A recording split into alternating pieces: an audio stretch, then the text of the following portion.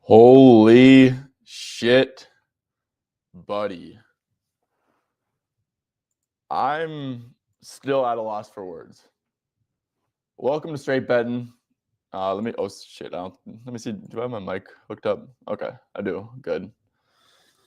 Good stuff. Hopefully it sounds okay. Yeah, holy shit, buddy. I mean, I'm at a loss for words, man. Like, I seriously cannot believe that Luka Doncic seriously got traded, bro, for Anthony Davis. Late at night, no rumblings whatsoever. I mean, this shit is just insane, bro.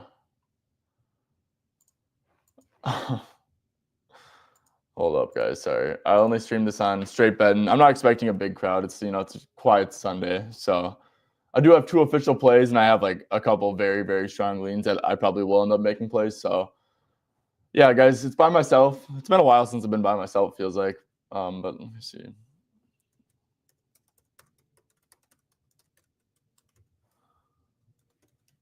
Yeah, so guys, seriously, if you guys are listening, today is like the day to be active in the chat, because when it's just like me by myself, I kind of need people to help me out with this. Yeah, man, it's so crazy. I'm gonna give my overall take real quick on this. I mean, I talked with Ozbets about this last night. At first, like, okay, it's still a terrible trade for Dallas. I'm gonna stand on that. You have Luka Doncic. I don't care what his flaws are. I don't care what his his concerns are. Dude, at the end of the day, you have Luka Doncic. He's 25 years old. He's arguably the second most talented player in the world behind Jokic. Yes, maybe you can question, his durability, like his inability to be in shape all the time, his lack of compete at the defensive end. Look, at the end of the day, Luka is probably the second most valuable long-term, second or third most valuable long-term player in the league, behind like Wemby and Shea maybe. And you could even like make the argument that he's like ahead of Shea. But yeah, man, I mean, to get 1 first-round pick for it is insane. Anthony Davis, he's a great player. And I actually really like the Mavs. I think the Mavs are going to be like a really good team this year. Maybe for like the next 2 or 3 years. I don't know exactly off the top of my head what AD's contract is looking like. However, man, you get 1 for it's Kyrie. I also like that Kyrie and AD are kind of on the same age scale. They'll probably both like start to fall off around the same time. So yeah. But yeah, to get 1 first-round pick for Luka, the report said that they only reached out to the Lakers. I totally get that they want to, continue to that is a funny ass comment. Okay, sorry. I gotta quick stop this. They traded Luka so that Omax could take over the franchise. Bro, I'm fucking dead. That's actually so fucking funny. Oh my gosh. Okay, I don't know why my shit's looking like this. Hold up, man. Style. Okay, let me quick display another comment. Yeah, still 25 is crazy, bro. Yeah, man. I mean, it's just insane. And like the Lakers stuff, I mean, the Lakers made a great trade, but I don't really see this team like being any good, to be honest. Obviously, they can still make trades. They can't have they have to have close to. Actually, to be honest, Austin Reeves now becomes like very expendable, in my opinion. Yeah, dude, if you seriously are going to play out the rest of the season with Luka and Austin and LeBron, Austin Reeves is completely expendable now. So they could definitely get something good for Austin Reeves. Like, dude, you do not need Reeves if you have Luka and LeBron. I mean, the ball is just those 2 guys. I have, they're 2 of the best, highest IQ players, 2 of the best players to ever do it. But especially Luka, man, I mean, he does not play off the ball like whatsoever. So, I have concerns on that, but yeah, Lakers, they could be a little bit interesting if they, get Reeves, because Reeves is like a legit player. He's still pretty young. Well, he's not. I think he's older than Luka because came into the league super old. But yeah, he's definitely Reeves is a very good player, so they could definitely get something good for him. They absolutely need a center if they want to have a chance at competing. There's a fair bit of good centers on the block. I think Robert Williams makes the most sense. Robert Williams next to Luka. I mean, guys, Robert Williams, yes, he's like made out of glass, but he's a great player, man. Great rim protector, great rebounder, and pairing him next to Luka would be, I think that would be awesome. So yeah, that's my quick take on it, man. I'm just still like in shock almost. Like it's just actually absurd. So yeah, Fade Me says something next has got to be in the works. Do you agree? 100%. I think I saw something about LeBron going to the Warriors, and I'm actually going to quick check. It was from Legion Hoops, who I think Legion Hoops is actually like, somewhat legit.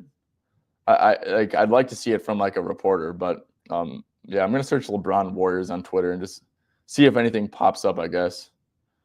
And it's just like, yeah, I'm not really seeing any official reports besides like the Legion Hoops one. Who Legion Hoops is pretty legit. But that would completely check out, man. I mean, look, I just don't see LeBron and Luka fit working. I think it actually makes the team worse, dude. They just don't have a center now. Like AD is so damn important. He filled so many holes for this Lakers team. I mean, this Lakers team was already like, sure, yeah, they had a good defensive performance last game against the Knicks. Like I don't really care.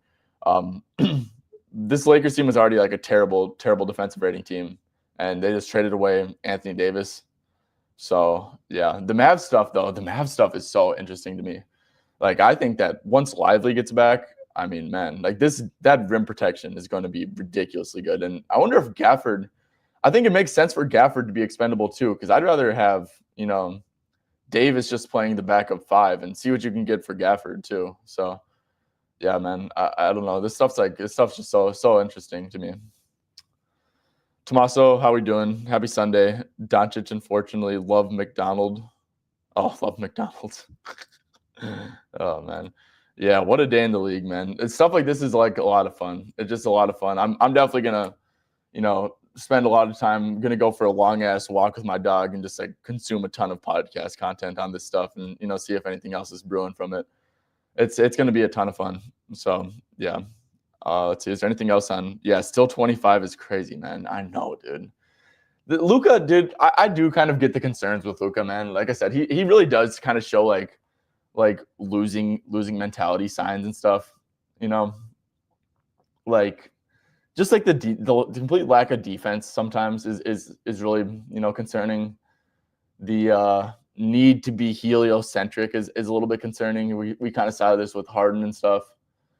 But at the same time, dude, this dude is so good, man. Just insanely good.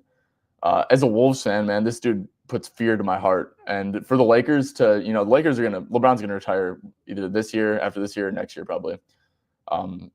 And he's definitely not going to be a Laker if he really does truly want to go play with Golden State and Steph before he retires. So I mean, the Lakers are going to have to trade AD regardless and go into a rebuild. Well, now they have Luka Doncic. He's playing in LA. I wonder if people really like to play with Luka. I could definitely see if like a quote unquote co-star wouldn't want to play with Luka just because of how ball dominant he is. But man, any play finisher would love to play with Luka Doncic, man. Any like elite play finisher. I mean, and it's in LA. So yeah, the Lakers don't have a ton of assets, man, but they should be really active in free agency. They definitely become, any team with Luka is a contender. So yeah, good. I mean, shit, if you're a Lakers fan, which, I feel like most Lakers fans aren't actually Lakers fans. They're probably LeBron fans. But yeah, if you're a Lakers fan, congratulations, man. Mavericks are the biggest clown organization. Yeah, I mean, absolutely insane that you draft Luka Doncic and Jalen Brunson in the same draft, and you don't in the years. When did they get drafted? 2018, I believe it was 2018. I could be wrong. Yeah, you draft those two in 2018, and it's 2020. The year's 2025. Both these guys are like 30 points per game scorers, MVP candidates, and you don't have neither of them. So that's actually like insanely pathetic. I do feel bad for Mavs fans, man. I mean, you guys are going to be good this year. The next like 2 or 3 years, like willing AD and Kyrie are healthy and on the team, which, that's also a big if. Like, yeah, we're talking about like LUKA, trading away LUKA for, conditioning issues and stuff like that. Well, you got AD and Kyrie, not saying that those guys have conditioning issues, but they definitely are not the most, reliable to be out there on the court.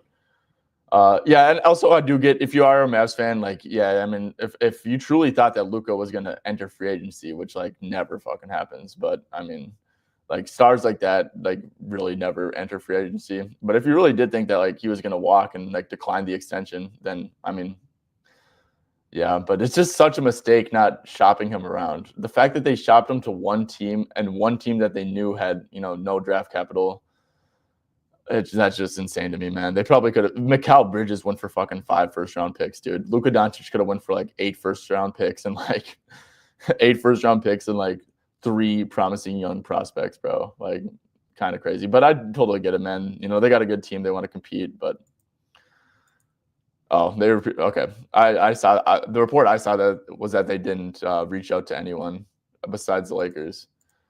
Yeah, Reeves and LeBron. And like I said, I think if I'm Rob Pelinka, dude, I'm 100% shopping us and Reeves.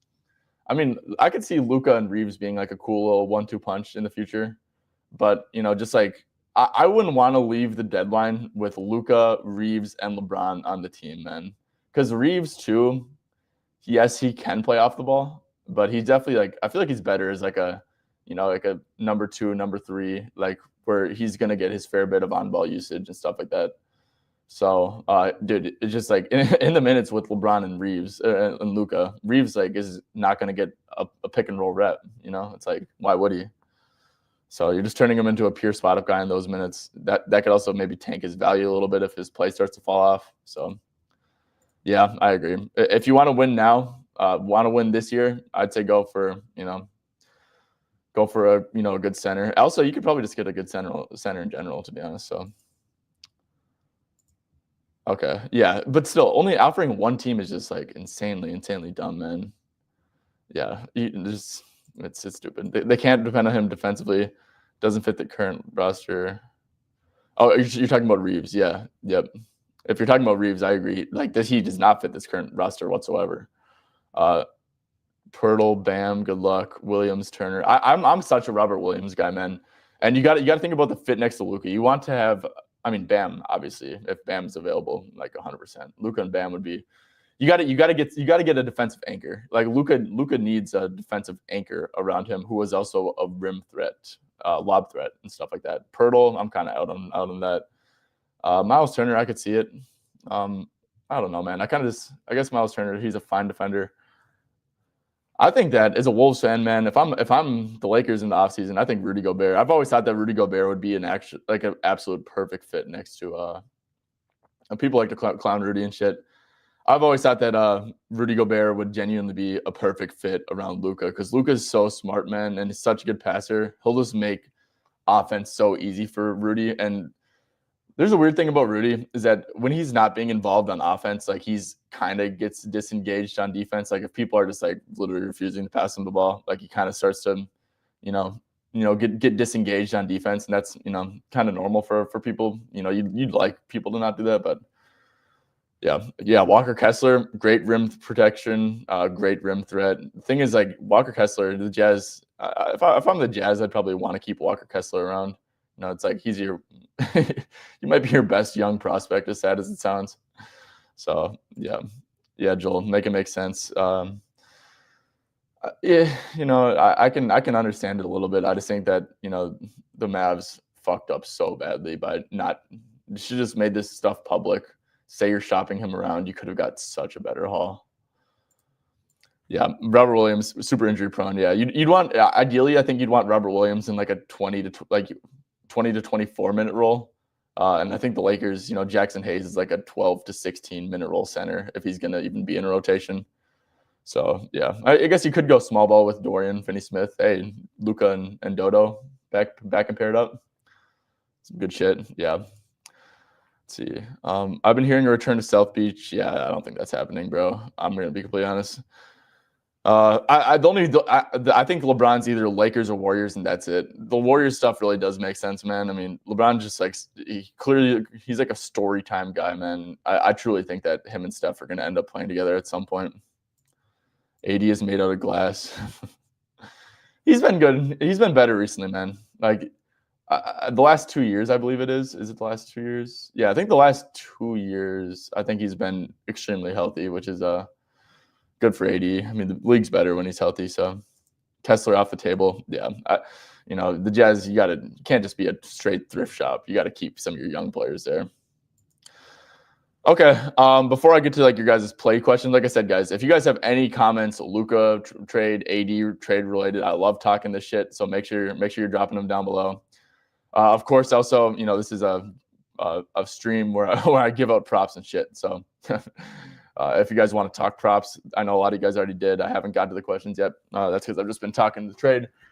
But yeah, leave props for today down below. I have 2 official looks so far that I will give out. And to be honest, my brain just got so distracted by talking about this shit. I low-key forgot what I'm giving out. I actually got to go double check. Okay, let me quick go see the props that I gave out. Oh yeah, I have 2 assist props. Weird shit. And I'm just typing them up real quick. One's an under, one's an over, and they're literally the exact same number. So that's actually some pretty boring shit. Okay, so screen share is going on. Like I said before, guys, before I do start, I just want to remind you guys, if you guys are on YouTube, it's a very big goal of mine to just grow straight betting as much as possible. So if you do appreciate this content, just leaving a like on this video, subscribing to the channel if you're not already, leaving a comment down below, stuff like that just like goes a super, super long way for what I'm trying to do here. So that would be super greatly appreciated if you guys were to do that. And of course, I research this stuff using Props Madness for the most part. Like I said, it's a amazing tool. I don't know what I'd do without it. Genuinely, it's just like learning play types, learning scoring zones and stuff like that is massively, massively important. This pretty much has everything you need to research bets. So if you are interested in becoming a better bettor, learning how to bet for yourself, code SB25 gets you 25% off every single month. Yeah. All right, first play, Cade Cunningham over 9.5 assists. So to be honest, so this one was under an alt line at FanDuel. I would definitely go check the 10 plus at FanDuel because it looks like it's moved to -130. I like this down to like -135-ish. And I guess this is moving on like MGM and Pinnacle and Fliff and shit. So yeah, DraftKings has a -120, Bet365 has a -120, Caesars -125. So obviously, guys, go grab those. Go check out FanDuel's 10 plus. That's where I looked at and found this one at. Yeah, so Cade Cunningham, 9.5 assists. The hit rate hasn't been great. Look, 14 potentials, 17 potentials, 14, 11. I'm really not too concerned about this, guys. He played the Bulls once this year. He had 10 assists. That was with Jaden Ivey. Look, the Bulls are just like, in my opinion, probably the perfect matchup for Cade. Cade obviously is just absolutely spamming pick and rolls. That's how he scores the rock. That's how he gets a lot of his assists, especially with Jaden Ivey's out. The frequencies are up. So if we go to opponent shooting, we go to pull-ups over the last 15 games. So this is like a little bit counter, so on the year, the Bulls were like playing drop coverage. They were just like allowing the pick and roll handler to score all the time. But actually over the last 15 games, they're allowing the lowest pull-up frequency. So how that works is, guys, if you're not allowing a lot of pull-ups, you're bringing the center up to the level at the pick and roll. Especially if you're allowing the fewest in the league. So they've actually been aggressive against the pick and roll recently. So they're not just gonna like let Cade shoot the ball a million times here. Cade's obviously like leading Detroit in pull-up frequency by a mile. Like he loves his pull-up twos, pull-up threes, and stuff like that. Pull-up 2 frequency is low for the Bulls. Pull-up 3 frequency, obviously low for the Bulls too. So yeah, I mean, it's really not a good scoring matchup for him. 28.5 is very high for Cade. I will say the Bulls just suck ass on defense in general. So it's like, you're just going to feel like an idiot if you bet the under. But I think the under 28.5 is also a great bet. Yeah, but also like on the year, guys, I mean, if we go to like Jalen Duren, Bulls allow the most points per game to the pick and roll man. So, I mean, obviously that's like the easiest way to get assists. Bulls allow the most points per game in the restricted area. And then over the last 15 games, they're allowing the most field goals made within 10 feet. So just like little cuts to the basket and stuff. They're just like a really bad defense, man. And like even catch and shoot stuff's been frequencies and stuff's been pretty high. So yeah, a pretty high frequency, fair bit of catch and shoot field goals made as well. So yeah, and obviously they're really bad at defending the pick and roll man.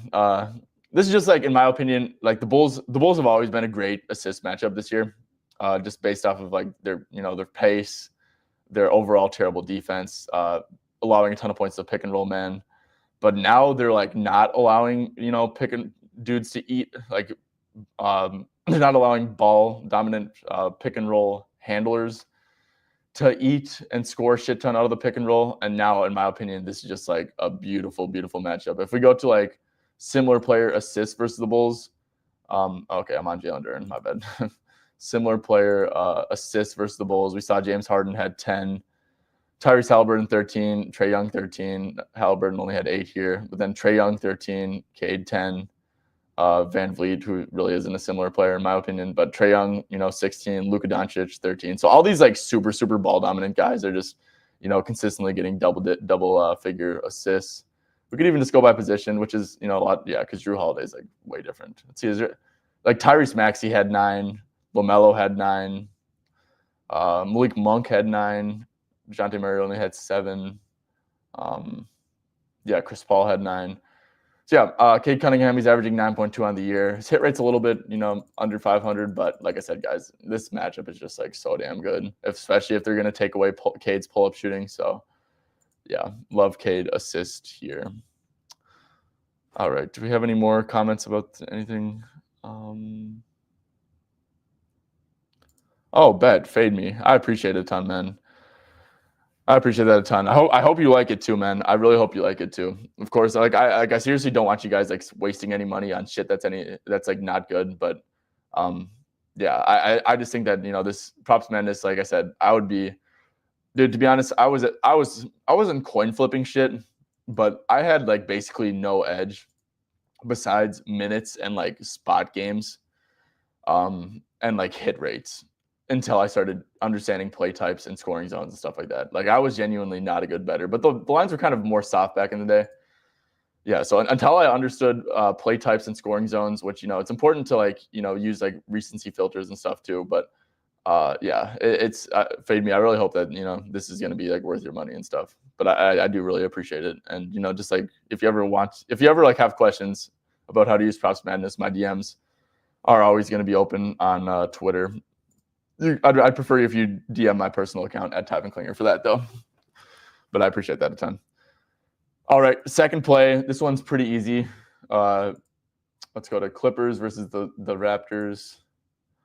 James Harden under 9.5 assists. So this is available. This is playable. I play this like minus 145, and best price is at ESPN Bet. It was at DraftKings when I made it like 30 minutes ago or so. Shit, what am I doing? Okay. Yeah, Harden under 9.5 assists. Minus 135's out there. That's good. Still minus 130 at DraftKings. Pinnacle if you're in Canada. Bovada, stuff like that. Fliff. Like I'm cool with it to like minus 145. But yeah, so Harden, he's under this game and under this line in what is it? That's the over. Quick, do some math. 28 out of 45 games overall. And he's only averaging 8.4 assists. Yes, his assists have been good recently. But guys, Norman Powell is like a perfect assist target because you'll just run him off a screen and he'll just shoot that shit right away, make a quick move, go to the cup. And that's very reflected in the numbers. So if we go to this, sorry, I was like, this is for some research for Albine that I'm probably going to make official soon. But if we go to the LA Clippers, we take Norman Powell. So we just look at this, right now. If it can load. Harden is averaging 8.59 assists per 36 minutes on the year. And then we take Norman Powell off the court. Where is Norm? Take Norman Powell off the court, and now he's at 6.98 assists per 36 minutes. So really not even close anymore. Yeah, this is way lower than the 9.5 line. So Norman Powell, great assist target, man, and he's out for this one, and that's not being factored into this line at all, in my opinion. Also, if we just go to opponents, like overall stats, last 10 games, guys, the Raptors are allowing the 4th fewest points per game, which is absolutely crazy. Assists, they've been allowing more assists, but like what is this? Like they're basically close to the Thunder over the last 10 games in assists allowed, which is insane. 11th fewest assists. So yeah, Raptors defense just overall, they have not. They were really bad for a good stretch, but over the last 10 games, they've been awesome. So I'm not gonna say that the Raptors are just like a great defense or anything, but yeah, they've been pretty good. And I just think that the main edge though is that no Norman Powell. If we go to games without Norman Powell, he's only averaging 7.4 assists. He's under in 6 out of 7 games. So yeah, only had 7 assists against the Wizards, man, without Norman Powell. So yeah, I think that the Raptors defense, got to give them some credit for how they've been playing. But yeah, mainly just betting this because Norman Powell is actually an amazing assist target, and that's not being factored into this line. So that's the edge. Yep. Do you take our plays? Oh yeah, J-Main for sure. Yeah, 100%. Yeah, no. What I do is you guys say a play, and I research it, try to give you guys advice. But if I really like it, then yeah, dude, I don't got an ego when it comes to that shit, J-Man. Like if you guys say a good play, and it's like you guys have an edge, I'm gonna play it too. And like you got to put the ego aside. It's like, yeah. Can't have an ego about this shit. You just got to make good bets that have that you think have an edge. Okay, well, those are the 2 plays. Like I said, guys, if you guys ever want to comment LUKA shit and LUKA trade, LUKA AD trade shit, go ahead. But of course, let's get to the plays now. Pours first quarter, Tommaso. Like I said, all I can do with for first quarter stuff is basically tell you, show you the hit rate. If I'm going to be completely honest with you, well, yeah, a good bet for sure. Philly's defense is not good either. And this is with all the starters active. So, like I said, it's 5.5 everywhere else. I don't know if it's 5.5 now for you too, but 4.5. Yep, I endorse it. In Italy, we have Kawhi PRA at 26.5. Yeah, Kawhi. I checked lines last night. I was just like, my head was spinning. I was like, just so my brain was going in circles with that LUKA shit. Yeah, if you have 26.5, I mean, dude, to be honest, like you don't even really need me to say anything, but I do like the prop anyways. He's just been playing awesome hoops. What's that? 28 minutes, 29 minutes, 28 minutes. Yeah, and I can guarantee you that he's averaging his PRA per 28 minutes is probably pretty good there. But yeah, just it's way off market. It's a plus EV bet. It's some nerdy shit, but I can quick check the PRA per minute. So he's up to 24.2 minutes now, and no Norman Powell, which is really good. So, yeah, 100%. So he's around a PRA per minute, but then that was all this stuff is with Norman. Now it's just going to be Kawhi getting a ton more usage, so 100%. Kyrie, Tommaso, I'm gonna be honest. I saw the whole Mavs team is questionable, so we can't I can't give you any Kyrie's questionable, Gafford's questionable. I believe someone else questionable. PJ Washington I think is also questionable. So yeah, I can't give you anything accurate on this. Okay.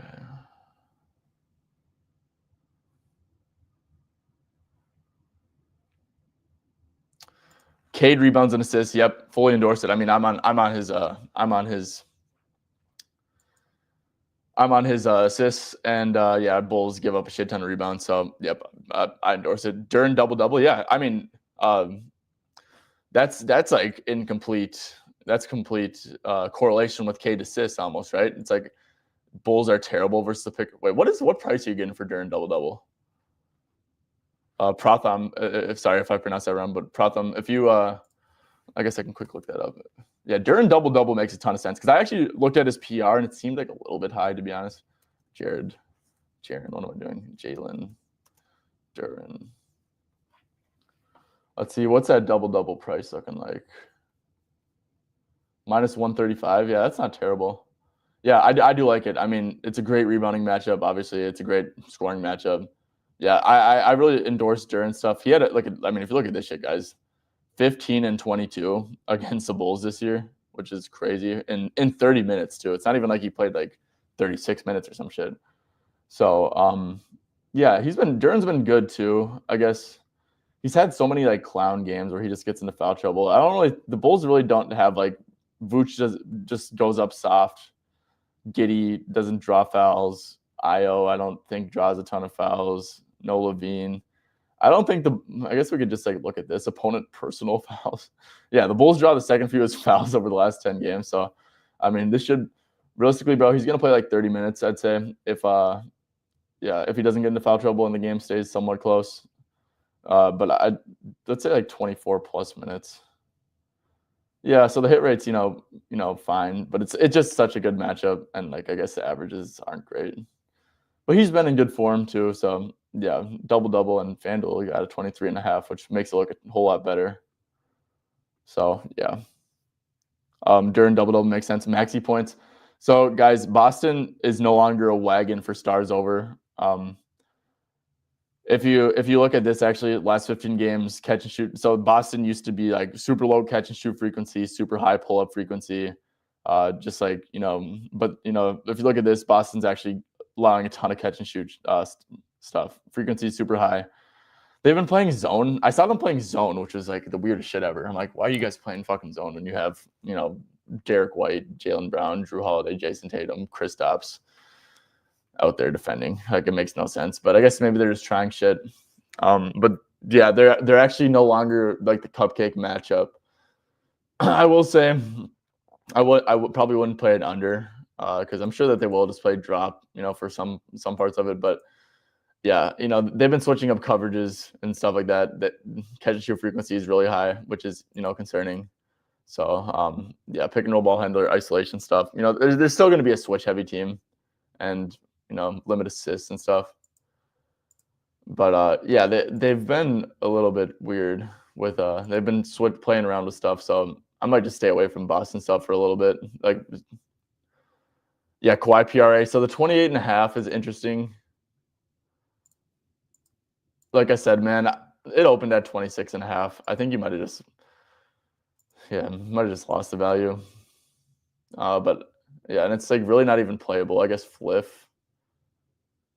But it's like mostly 29.5 and Super Juice 28.5.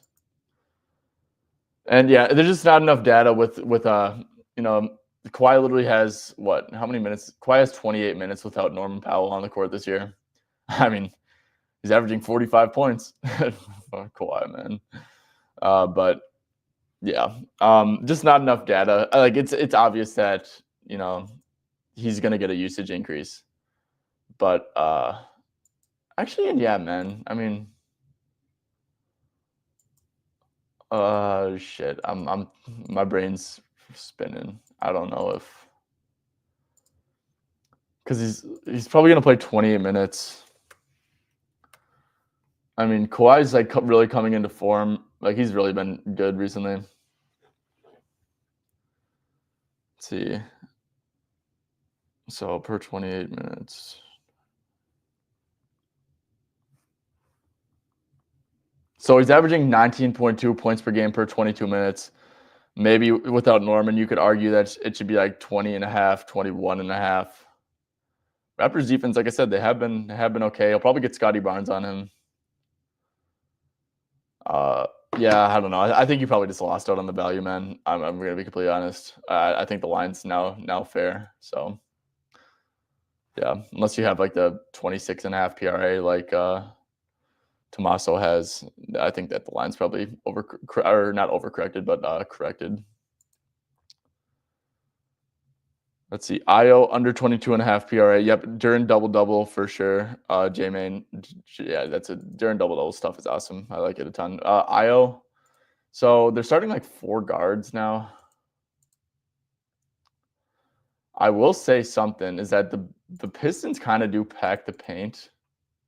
Io scores 50% of his points in the restricted area. And yeah, we can go to like the team shooting dashboard. Last 15 games, the Pistons, because the Warriors stuff is inaccurate, but the Pistons actually allow the fewest points per game in the restricted area. So they do really, really pack the paint. He played 35 minutes, 32 minutes, 34 minutes. Let's see. So I give him like 28 plus. So yeah, under in a fair bit. He is averaging like 21.2 PRA in the sample. But this line is 22.5. And no Zach LaVine, so I guess we could go to the Chicago Bulls and just take Zach LaVine off the court. I'd probably have Io playing. Let's see, because this game maybe could be close. Plus 5.5, 35, 32 in a blowout, 34 in a close game. And yeah, so that's what he's played since Zach went out. I'd probably have him at 33 minutes. And then Io with Zach LaVine off the court. So it's okay. So sorry, I'm just doing some math here. 14.88 plus 5.75 plus. Oh no, that's not him. Shit.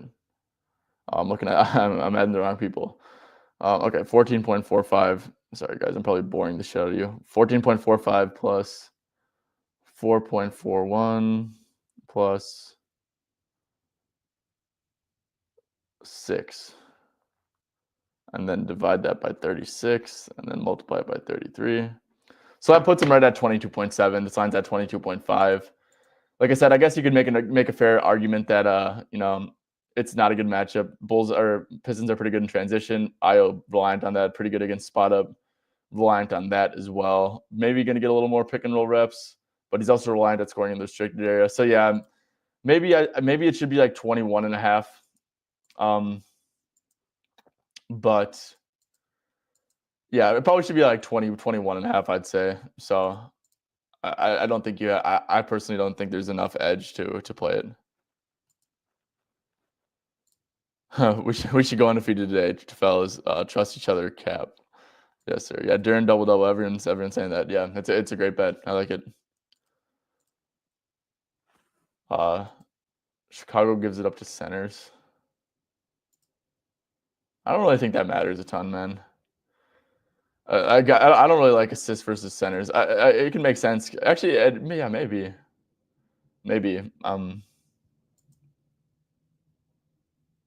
I don't know. I probably just do points and rebounds and stuff like that for Duran. I open under 22 7 times. Yeah, you got to put context behind a J-Man though. He's playing really good minutes. There's no Zach LaVine, so like there's more than like you can't just like look at it like from a square perspective like that. It's like stuff like that is just like very very deceiving, to be honest. And never had it versus Detroit. Like that also just doesn't matter because Detroit's the best they've been in a while. So yeah, let's see. Against the Pistons this year, I guess he did it. So he did this could be relevant. He did have this was with LaVine, but and didn't shoot the ball well. But it's encouraging. He didn't have a good game against them, and he played 33 minutes. So yeah, that's a fair bit encouraging for the under. Like I said, I do lean under, but I don't think it's enough of an edge for me to play it personally. Yeah, J-Man, but look, he's playing. Zach LaVine takes away minutes from him, and Zach LaVine takes away minutes from him and the usage. So like you got to put context behind it. I subscribed to that at like midnight with. Oh yeah, you already read that.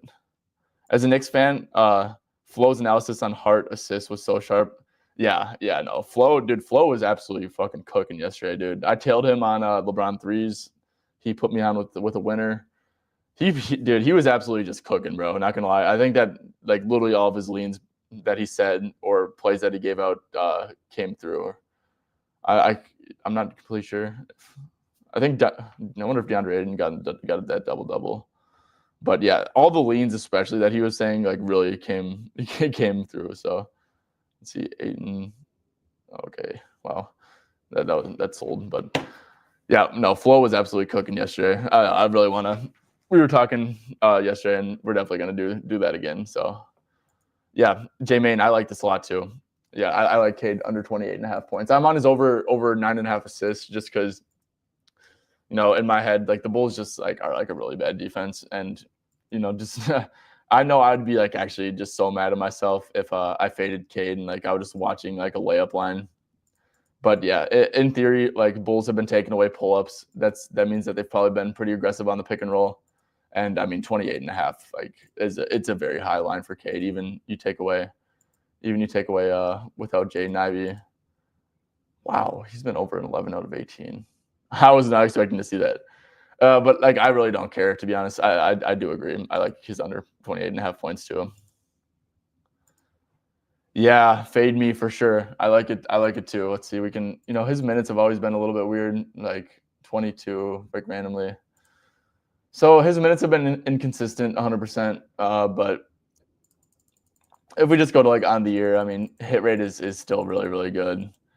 And like even like he started off the year like a little bit slow, you can argue. And then, yeah, he's like over in last 27 out of 39 games.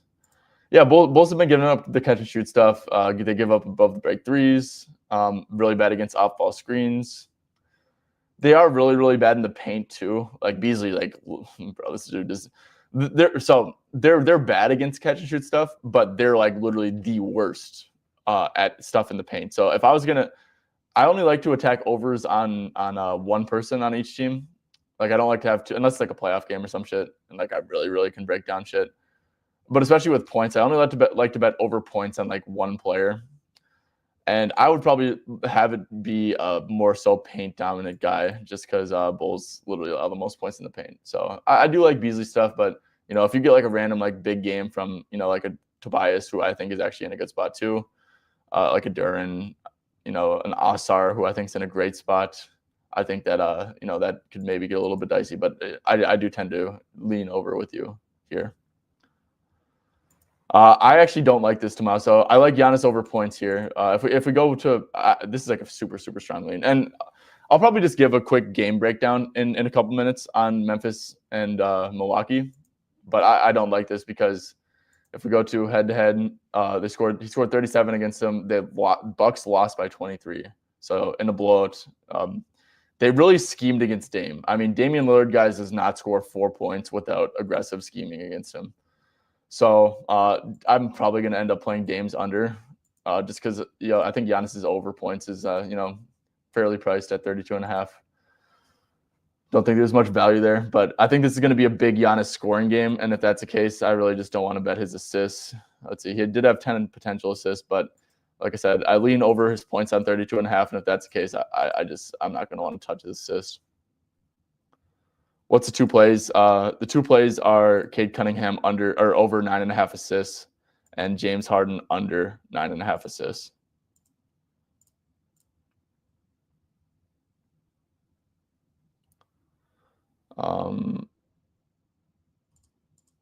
J-Man, yeah, we already talked about this.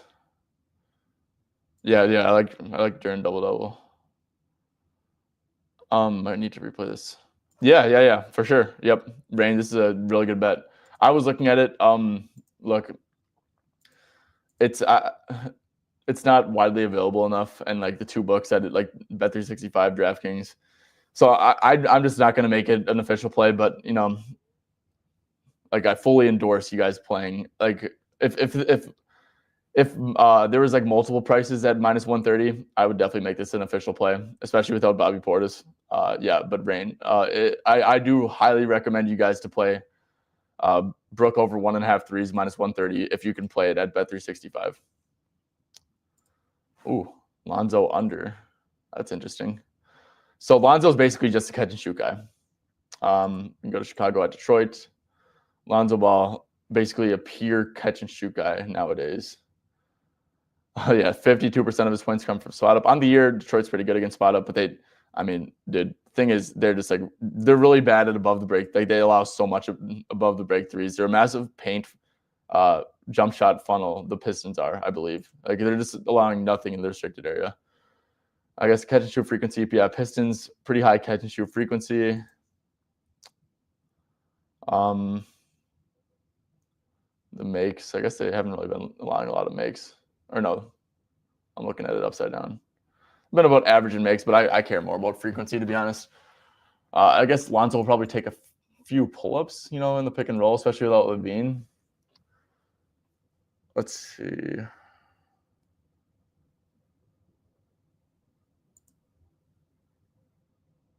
I saw that Lonzo could actually play like 28 minutes now too.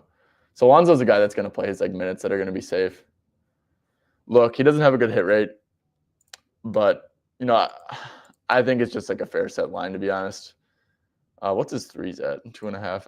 If you're gonna play an over, I know you asked about the under, but I wouldn't hate like 2.5 threes over. But yeah, and like I kind of like the points because like he really only makes like threes. It's kind of crazy. But yeah, I think it's a fair set line.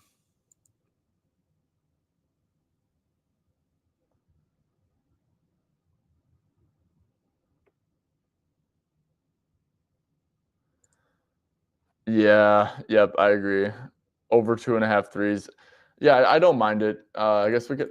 Sorry, I'll give you guys a. Let's see. Okay, off the court, Lonzo Ball, or off the court, Zach LaVine, and I think so. What did Lonzo play for minutes last game? 25. Okay, so like you do like per 25 minutes or some shit. What are we looking at with Lonzo? So the thing is, his volume's actually been really good. Like he just hasn't made any shots. Wow. So he's averaging 10.68 3-pointers attempted per, let's see, so 10.68 divided by 36. And then, oh, no, what am I doing? 10.68 divided by 36 times 25. So, guys, with LaVine off the court, Lonzo's averaging 7.4 3-pointers attempted. And you're looking at the matchup, the above the break threes. That's like literally, that's what Lonzo does. All he does is shoot threes, basically, bro. But the Pistons give that shit up too, and they just pack the paint. Lonzo does not score in the paint whatsoever. Lonzo's stuff is actually very interesting. Let me quick check this stuff. I know the Pistons don't play at the fastest pace, but Detroit Pistons. Okay, and they've actually been limiting above the break threes a fair bit as of recent. This is the last 15 games. But on the year, you can't overlook like on the year stuff, and it's like if they're doing so good at packing the paint, they're just gonna allow threes by default, kind of. What's the attempts at? Okay, yeah, I actually don't hate Lonzo over 2.5 threes though. Like that's kind of ridiculous volume. Yeah, LeBron and Hart triple double. Yeah, facts. Yeah, John. I guess honestly, the more I talk about Lonzo, I think that he could just bomb away for three. So I probably don't like under stuff. Yeah, no lotto today. I only do that with Ozzy. Yeah, lottos are only Monday through Thursday. We haven't won a fucking lotto in forever, so I don't really feel like doing that shit. Yeah, Luke Kennard's interesting. Bucks massive 3-point funnel, massive jump shot funnel. He's just been playing really good, man. Like really, really good stuff. There's a lot of guys I like. I kind of like every Memphis guy stuff besides Jaren. Like I really like Bane stuff. I really like Jalen Wells. I like Kennard, which it's kind of sucks when you do all that stuff. But yeah, with Desmond Bane, with Jaren, without Ja, 33 minutes, 27 minutes, 26 minutes, 32, 29, 27. He's been cooking, bro. He's been destroying this 19.5 line. He does. It seems like he shoots super efficient every game, but yeah, he got over with a 30% shooting game. But so what's the lowest minutes he's played? 27, 26. And then he played 33 last game. So, oh wow. So what about just like with like 27 minutes in general? Oh, wow. Maybe this might be the better look. Okay, I'm going to project Luke Kennard for 30 minutes here, I think. Because it is encouraging seeing that 33. And like Scottie Pippen's kind of like starting to fall off a little bit. Like I said, Luke Kennard's like, he's probably playing over his head a little bit. Like, let's be real here. He's shooting 49% from deep. But we can go to Memphis stuff. Okay, so I'm gonna project Kennard for 30 minutes. I'm gonna take Ja off the court. Let's put Jaren and Bane. I might have to take one of these guys off just so we can get a better sample. I don't know what the sample is gonna be. Oh yeah, what's Kennard? Okay, not a terrible sample, but yeah. Okay, who's gonna affect him more? Probably Bane. So let's take Jaren off. Let's do. I want a little bit of a bigger sample than 127. Okay. So yeah, man. I mean, 17.02 plus 5.97 or 4.97 plus 5.96, and divide that by 36 times 30. So yeah, that gets him to 23.2 or 23.3, and it's actually a really good matchup here too. It's a great matchup. We got, yeah. I mean, just like don't overthink it. Almost like look at this shit. I mean, above the break threes made, Bucks a ton, attempts a ton, the most. We can just go to overall 3-pointers attempted. They played drop. Most 3-pointers attempted. Ton of assists allowed, or a fair bit of assists. I shouldn't say a ton. Even rebounds, like defensive rebounds, where are they at with that? Yeah, even giving up a decent amount of defensive rebounds. So yeah, this is a really good matchup, I think. I might actually play this. I was like looking at Bane stuff, but Kennard stuff actually makes a ton of sense, man. Let's see. Has he been starting? There's no way. I feel like, dude, if you start and play that good in last game, there should be no reason for you not to start again. That would just be. Yeah, and Taylor Jenkins played Desmond Bane 40 minutes last game. So maybe, sorry guys, this isn't loading. This isn't great.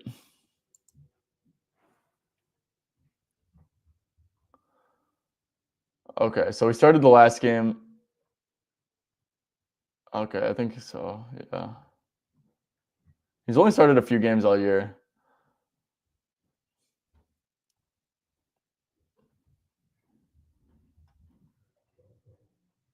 But yeah, no, I do like this a ton. I'm contemplating if I want to play it or not. Let's see if maybe. Okay, so there we go.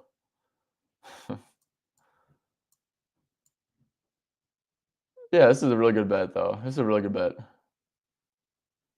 Yeah, I mean, he just had 25 against Houston, guys. Houston's like a way worse matchup than this. He had 24 against OKC. Sorry.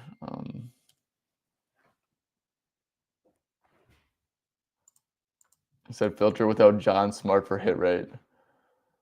So without Ja, I mean, Smart doesn't matter, to be honest. But you can just do without Ja. Yeah, and then some of these games, he didn't really play great minutes. But yeah. I might actually play this, man. I might play it. What's his points at? 11.5. 12.5 at, the sharper books.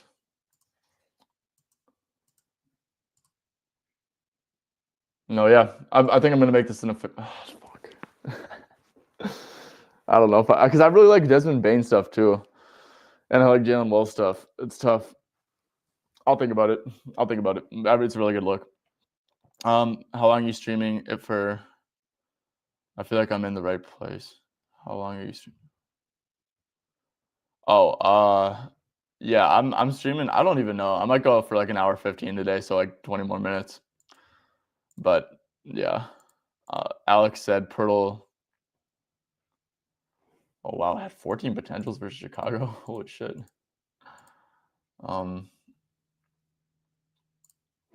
Versus Chicago. So that might be a scheme thing. That might be a scheme thing. So Duren usually plays drop. Duren will definitely play drop, or oh no, this is Chicago. Oh, what are we talking about? Pirtle? Oh, okay. No, Zubac plays drop, so that's not great for assists. I'm gonna be honest with you. Wow, he's been diamond. Look, I don't know if it's like a usage thing. Let's see.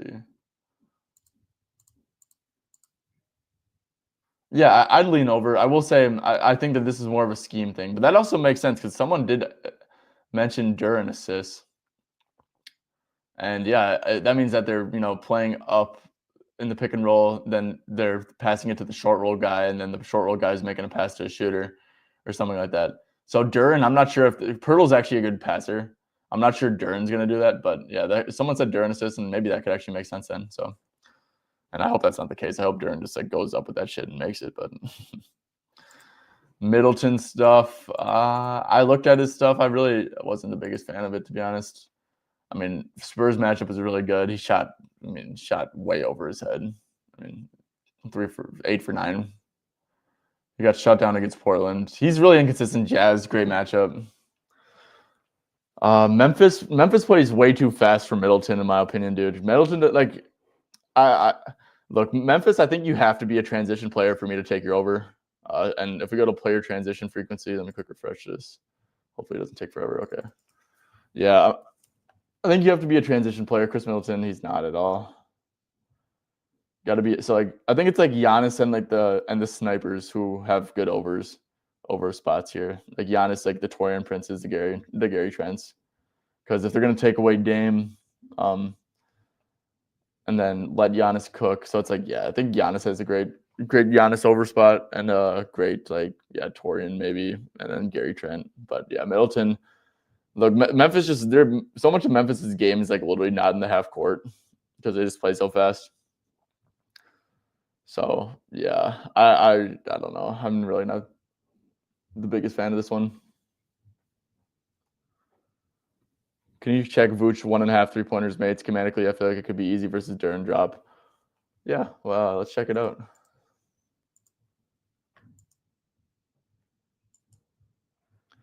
Yeah, Duren doesn't move great. 1.5. So we can go here. Here's an awesome filter, but with props madness. So pick and roll man is also very indicative of drop coverage.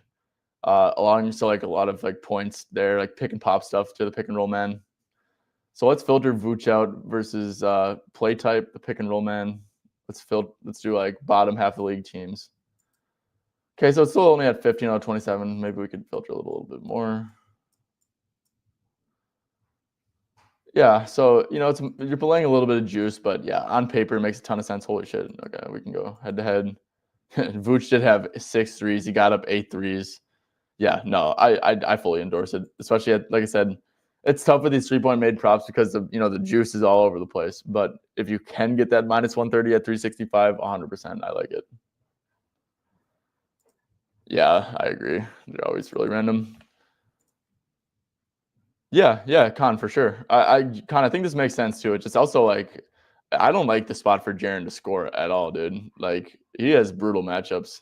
Like, the Milwaukee very good at defending the paint. Giannis will probably be matched up with Jaren. I don't really see Jaren, scoring a ton on him. Yeah, so yeah, they definitely overhelp, allow a ton of catch and shoot stuff, and go to without John Morant with Desmond Bane. And yeah, he started off the year just not doing shit, but not doing shit when it comes to assists. I guess he's at 4+ in 6 out of the last 7. 7 potentials, 4 potentials, 6 potentials. Yeah, 2.5. Yeah, it would have to be the DraftKings line, unfortunately. But yeah, if you can play the DraftKings line for sure. Come on, let's play Kennard. Yeah, that's a good bet. It's a good bet. I don't know. It's just like Tommaso. Like, it's really hard when because you can make the exact same reasoning for like Bane had some pretty good hit rate stuff going on. Like, it's a great matchup for Bane. It's a great matchup for Wells. But I will say Kennard and Bane with the pull up aspect definitely matters a little bit too. So yeah, I'm just between Bane and Kennard, and it's tough to choose one. So Kawhi rebounds. Let's see. Toronto versus the Clippers. Yeah, you got. I mean,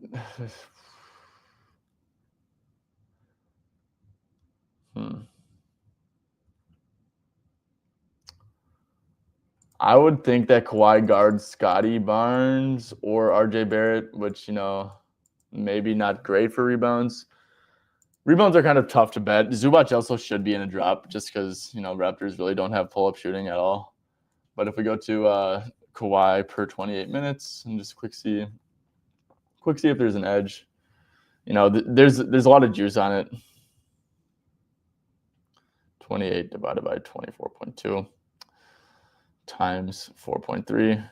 Small sample size, obviously. He hasn't played a ton of minutes this year. He's at like 4.98 per 28 minutes. If we go to opponent stats, Raptors, like I said, I like to look at defensive rebounds. I don't really think Kawhi's crashing the offensive glass much. Like I said, yeah, Raptors have been allowing a fair bit of rebounds, which is good. Look, to be honest, the price at 4.5 is very juiced. So yeah, do I think he gets 5? Yeah, I do. But so does the books based off the juice. So yeah, I don't know. I probably would stay away. I don't think you're getting a great price. Oubre under points. So yeah, this is interesting stuff here. I do think it's a decent look. Let's see. Let me quick check the Philly injury report. 76ers injury report. Caleb Martin might play. Maybe does that affect minutes a little bit? Probably not. He's missed a fair bit of time. He's been hooping. Denver was a great matchup for him, dude. In hindsight, like great matchup. Spot up. So on the year, they don't really allow spot ups. Like I said, the catch and shoot stuff has actually been fairly high for Boston. But Oubre just doesn't really make threes, dude. Like he's very reliant on scoring in the paint. And one thing I will say, if we go to shots within 10 feet, one thing I peeped from a little earlier research. Oh, that's players. Shit, my bad. Yeah, Boston's second lowest frequency and fewest field goals made within 10 feet.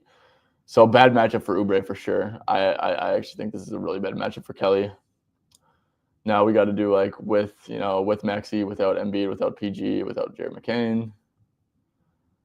So he's averaging 19. He has had 15. I was on this over at 16.5. Yeah. So Denver, great matchup for sure. Kings, actually pretty good matchup too. The way that I guess they don't allow a ton of stuff in the paint, weirdly enough. But so yeah, Boston's the worst matchup he's had for sure, in my opinion. I guess the Milwaukee matchup was pretty similar actually at this point, except for that they'll allow a lot more catch and shoot stuff. Yeah, look, I mean, he's playing ridiculous minutes. I'd probably slightly lean under, but I don't know. Maybe it should be at 15.5. But yeah, nothing too crazy. Like I said, I don't think it's a good matchup for him. I definitely would not take the over, but yeah, probably just slightly under. Okay, well, that's gonna do it for the questions. Let's see. Like I said, guys, I'm not gonna give it out on stream, obviously, because I'm gonna end stream soon. I'm gonna dig more into Desmond Bane and dig more into Luke Kennard. Whichever one I like more, I'll definitely end up playing one of them probably. But yeah, that's gonna do it for today. I do appreciate everyone who tuned in. Like I said, 2 plays for the day was Cade over 9.5 assists, and then James Harden under 9.5 assists. This one was at DraftKings. This one was at FanDuel, under the 10+ assists. And yeah, like I said, all this research that I've done is with Props Madness. Like I said, guys, if you guys ever want to get into betting yourself, researching your own picks, you're going to absolutely, in my opinion, you absolutely need this. So it's like I said, of course I'm sponsored by them. Of course I get a commission. But I'm not just saying this because I'm partnered with them. It's truly a game-changing tool that literally has everything and is just going to keep on getting better and better. And, you know, it's 25% off every single month, not just the first month. You can use code SB25 for that. And of course, guys, if you are on YouTube, if you haven't already, like and subscribe to the channel. Like I said, guys, it just goes a really, really far way for what I'm trying to build here, what we're trying to build here. And, you know, I just greatly, greatly, greatly appreciate it if you guys were to do that. So, yeah. Let's see. We do have one last comment. Yo, let us know what your dog thinks of the DONCIC drama on that walk. Dude, he was barking up a storm when that notification came in. He's like, "Ruff, what the fuck are the Mavs doing? Ruff, ruff, ruff." He was very confused. All right. Well, yeah, everyone have a good Sunday. You know, hopefully it's just nice and chill. You guys get to relax a little bit. And yeah, Tommaso, you as well. You have a great Sunday. Yeah, I'll be back tomorrow with Liam. If you guys missed the parlays will be back. And then back for hour 2 with JJ as well. So, of course, that's going to be at 7:30 a.m. Eastern time and 9:45 a.m. Eastern time for hour 2 with JJ. All right. Peace out, everyone. Enjoy yourselves.